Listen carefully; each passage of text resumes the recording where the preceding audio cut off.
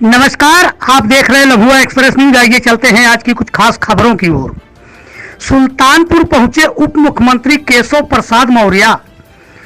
Toll plaza पर हुआ जोरदार स्वागत।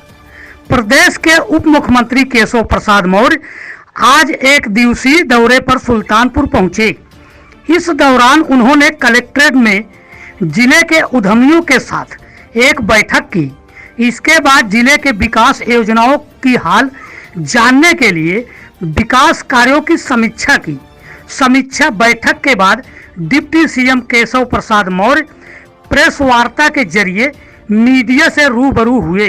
जब यहाँ आया तो क्योंकि मैं भारतीय जनता पार्टी का कार्यकर्ता हूँ और कार्यकर्ता के नाते जो मेरा कार्यालय है वो मेरा मंदिर है, तो पहले तो मैं अपने पार्टी के मंदिर में गया और वहाँ अपने कार्यकर्ताओं से, अपने पदाधिकारियों से, जनप्रतिनिधियों से बैठक करके, भेंट करके और जिले के बारे में जानकारी करके यहाँ जिले के जिलाधिकारी सहित पूरे जिले के सभी जो अधिकारी हैं उनके साथ समीक्षा बैठक हुई।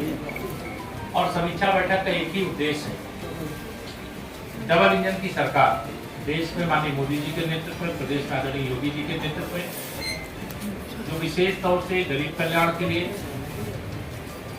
गांव और नगर के विकास के लिए, महिला सशक्तिकरण के लिए,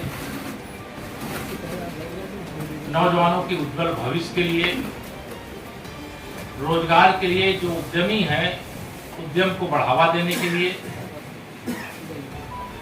जो जो आवश्यक कदम है वो उठाने की दृष्टि से आज की बैठक में आवश्यक निर्देश दिए गए।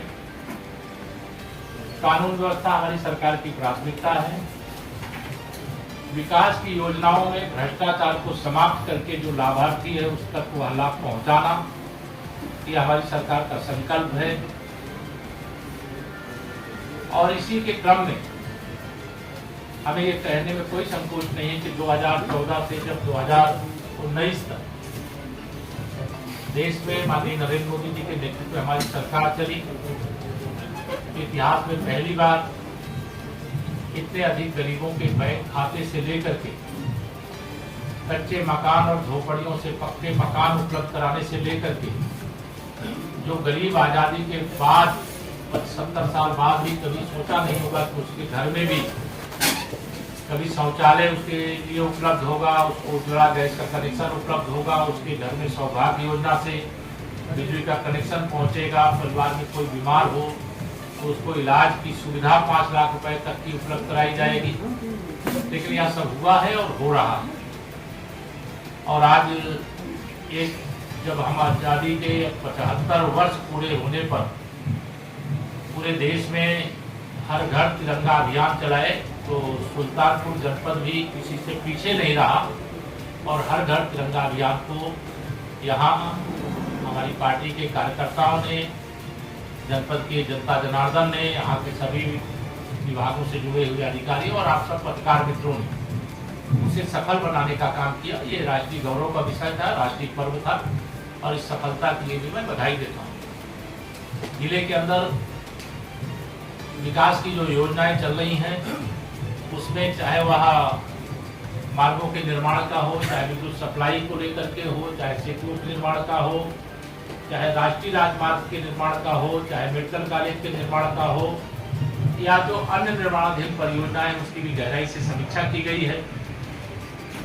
कानून व्यवस्था ये मैंने कहा हमारी प्राथमिकता है, सबकी सुरक्षा और सबका विकास, इसके लिए भी जानकारी प्राप्त की गई है और जो भी आवश्यक निर्देश थे वह देने का काम किया। सूखे की स्थिति में अभी देव जी की कृपा हो गई है, 2 दिन से वर्षा हो रही है और यहाँ किसानों के लिए अमृत वर्षा है। अमृत महोत्सव काल में मैं ये कहूँगा क्योंकि मैं किसान का बेटा होने के नाते इस बात को समझ सकता हूँ कि यह वर्षा बहुत किसानों के लिए लाभकारी है। सूखे की स्थिति का सामना करता हुआ जो प्रदेश है, आज सुल्तानपुर सहित पूरे प्रदेश में अच्छी वर्षा हो रही है। अभी 2-3 दिन तक मौसम विभाग के अनुसार भी वर्षा होती रहेगी और उससे नुकसान कम, फायदा देता है। लेकिन सभी प्रकार की परिस्थितियों पे नजर रखने, अगर किसी प्रकार का जल वृष्टि के कारण से नुकसान होता है तो तत्काल राहत पहुंचाने के लिए कहा गया। जनपद में बड़ी संख्या में जो चक मार्ग है जिनको लेकर आए दिन विवाद होता है, एक विशेष अभियान चला करके उनको चिन्हित करने और खरीफ की फसल समाप्त होने के बाद वह चक मार्ग लोगों के आवागमन की दृष्टि से उपयुक्त हो सके उसकी व्यवस्था करने को कहा गया है। अमृत सरोवर भी यहाँ अच्छे निर्माण हुए हैं, संख्या भी अधिक है और आज अभी एक सरोवर जो कमल सरोवर के रूप में है, मैं अभी देखने भी जाऊंगा, देखते हुए फिर अम्बेडकर नगर जाऊंगा। विद्युत सप्लाई में थोड़ी बहुत बीच में कठिनाई थी, वो दूर किया जाए, इसके भी निर्देश दिए गए हैं। ओवर बिलिंग को लेकर के कई जगह गंभीर शिकायतें आई थी, उसके लिए भी सख्ती से कदम उठाने और जो इस प्रकार कोई भी उपभोक्ता को परेशान कर रहा है उसके खिलाफ कार्रवाई करने का भी निर्देश दिया गया है। जनपद का विकास सरकार की प्राथमिकता है। डबल इंजन सरकार के माध्यम से सुल्तानपुर के विकास के लिए कोई कमी नहीं पड़ने दी जाएगी। यहाँ मैंने सरकार की ओर से जिले को आश्वासन दिया है। अभी उद्यमी जो हमारे जनपद के थे उनके साथ भी वार्ता हुई, उन्होंने कुछ मांग पत्र दिए मेरे पास है, जो भी समाधान करने लायक हो तो तत्काल करेंगे। हम जिला स्तर से हैं, वो हमने यहाँ निर्देशित किया है, वो अपने स्तर से समाधान करेंगे। जो शासन से संबंधित होंगे हम शासन स्तर पर उस पर विचार करके अगली कार्रवाई करेंगे। आज मैं लक्ष्य आंकड़े तो बहुत हैं, लेकिन मैं जिला सूचना अधिकारी से कहूँगा वो डिटेल तो आपको अलग से उपलब्ध करा देंगे, लेकिन आपके कोई एक दो सवाल हो तो आप पूछ सकते हैं।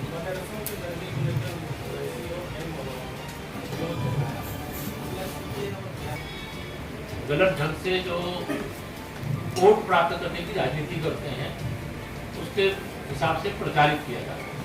सर्वे किसी भी दृष्टि से कहीं पर भी हो उसमें सुधार की सरकार की भावना है और कोई अगर गैर मान्यता प्राप्त है तो मान्यता लेकर के चलाएं, कहीं कोई समस्या है तो समस्या को दूर किया जाए। सर्वे तो निरंतर अलग अलग प्रकार के चलते हैं। इस समय सर्वे चल रहा है कि हमारे प्रधानमंत्री किसान सम्मान निधि पाते हैं, उनका भी सर्वे चल रहा है और उनका सर्वे करके उनके खाते में जो पैसा जाता है वो सर्वे पूरा करके किया जाएगा। इस समय सर्वे चल रहा है जो स्वामित्व प्रमाण पत्र देने का, तो ये सर्वे काम आने का अधिक चलता रहता है। तो वह सर्वे के काम को लेकर के जो राजनीति कर रहे हैं, राजनीति करने से बाज आए। हम उत्तर प्रदेश के जो 24 करोड़ लोग हैं, वो हिंदू हो चाहे मुसलमान हो, सबकी भलाई के लिए काम करते हैं और शिक्षा में सुधार हो कि हमारी सरकार की प्राथमिकता है। आपने गड्ढा-मुक्त सड़कों का सर वादा किया था, लेकिन आज तक सुल्तानपुर की जनता गड्ढा-मुक्त सड़कों के लिए आज निर्देश दिया गया है। आज जो बताया गया त्यागीपुर चौराहे से घोड़ा घाट एक समस्या है, उसको नवरात्रि में कम से कम चलने लायक बनाया जाए। अक्टूबर नवंबर में चूंकि वर्षा काल में किया जाता है काम, तो खराब हो जाता है, उसे शीघ्रता से पूरा किया जाए। बाकी जो जिले के अन्य निर्माणाधीन मार्ग है उनको समयबद्ध पूरा करें। तो गड्ढा मुक्ति का अभियान भी जैसे वर्षा समाप्त होती है चालू हो जाए।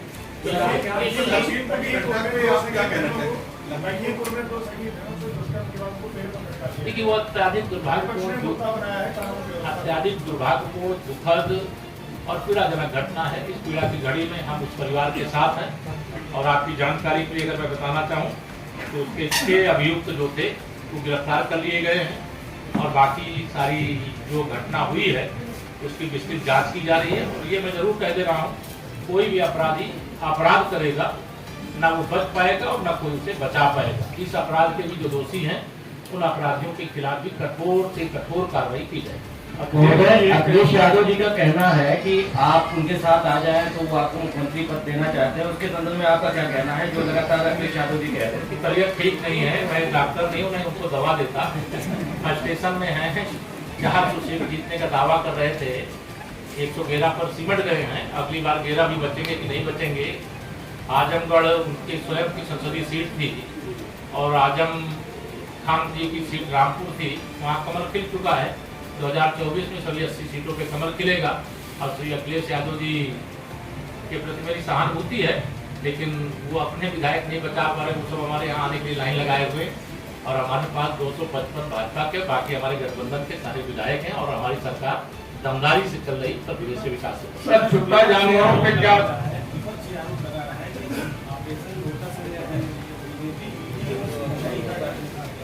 देखिए, मैं आपका सवाल समझ गया। देखिए, माननीय प्रधानमंत्री जी ने क्या कहा है, आप सब लोग जानते हैं, न खाऊंगा न खाने दूंगा, और जिसने भी खाया है उससे भी वसूल करके जिनका लूट करके गरीबों को लूटा है, प्रदेश को देश को लूटा है, वो सब वसूल करके उनके लिए फिर योजना बना करके उन तक पहुंचा दूंगा। अब इससे ईडी के सीबीआई के कोई छापे पड़ रहे हैं, जो बेईमानी करेगा, भ्रष्टाचार करेगा, अपराध करेगा, उसके यहाँ छापे पड़ते हैं, पड़ेंगे। जांच एजेंसी का काम जांच करना है। विपक्ष की आवाज उठाने से कोई जांच एजेंसी अपनी जांच नहीं बंद कर देगी। ये जो लोग कहते हैं वो अपने निश्चित तौर से कोई भ्रष्टाचार के आरोप से घिरे होंगे, उनके खिलाफ भी जांच की कोई आज पहुंचने वाली होगी। अपने बचाव में सब छुट्टा जानवर से बड़ी समस्या है, उसके लिए भी निर्देश दिया गया। 40 गोआश्रय स्थल हैं। इस समय एक रोग विशेष तौर से गौवंश में फैला हुआ लंपी होते हैं, लंपी ठीक है, तो उसके कारण से जो है उनको एक नई गौशाला में शिफ्ट करने के लिए कहा गया है, तो किया जाएगा। और जो गोचर भूमि जिले की है उसे खाली कराया जाएगा। वहाँ एक नेपियर घास आती है जो 12 महीने उगती है और हरा चारा भी गौवंश को प्राप्त होता है। हमारा एक ही लक्ष्य है, गौवंश के गर्दन पे पूरी भी ना चले और छुट्टा गौवंश के कारण किसानों की फसल को नुकसान भी ना हो। गाड़ियों में भर कर रात को 2-2, 3-3 बजे गांव में ले जाके छोड़ दिया जाता है। उसके उपाय मैंने कहा अभी नई जो शालाएं भी बन रही हैं, कहीं पर भी ऐसे छोड़ने की परिस्थिति नहीं आएगी। जिनको लगेगा किसी गांव से अगर कोई भर करके ले जा रहा है तो उसके लिए स्थान उपलब्ध होगा, वहाँ रखेंगे।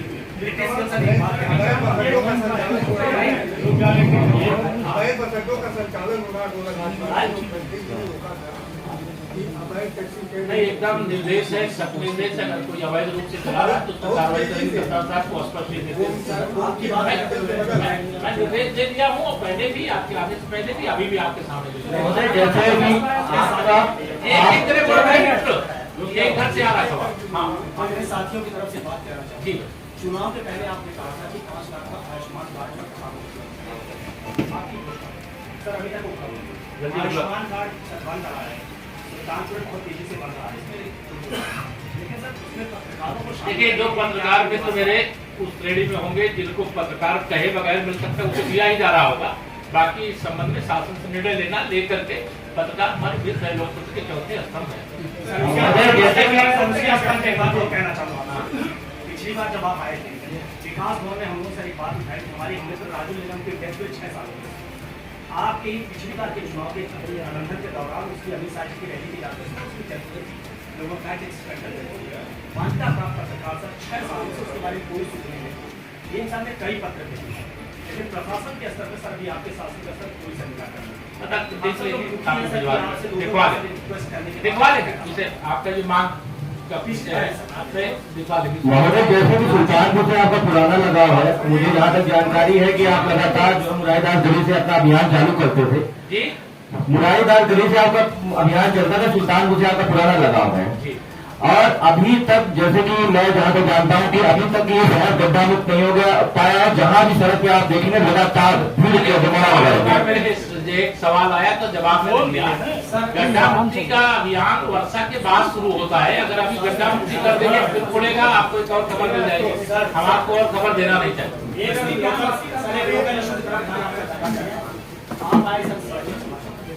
प्रशासनिक व्यवस्था अच्छी हो गई, देखिए सर लोगों ने कमल सरोवर का आज आपसे उद्घाटन करा। सर दुर्भाग्य है कि आपके आने पे जिला चिकित्सालय में आज जितनी भी सर ऑपरेशन होने वाला है तो आपके आगमन को लेकर कैंसिल कर दिए कि वो लोग आप आए हो, इससे व्यवस्था की और जगह लोग मिले, इससे ऑपरेशन होते हैं। ऐसा खबर मत बनाइए, ऐसी बातें नहीं। अगर ऐसा है तो गलत है। और यहाँ से साहब बैठे, देखिए अगर इस प्रकार की बात उन्होंने कहा है तो बहुत गलत बात है। मरीज हमारी, अगर हमारा कार्यक्रम भी रद्द करना पड़ेगा और मरीज का इलाज करने की जरूरत है तो हम कार्यक्रम रद्द करके भी लोगों को इलाज दें। एक व्यक्ति करो यार, आप तो मांग पत्र जैसे दे रहे हो।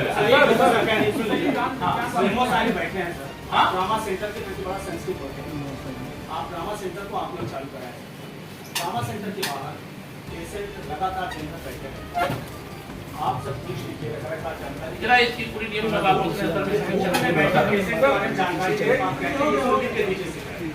आप इसकी समीक्षा करा के सुनिश्चित करेंगे। मुझे रिपोर्ट इधर से 3 लोग सवाल कर रहे हो, बाकी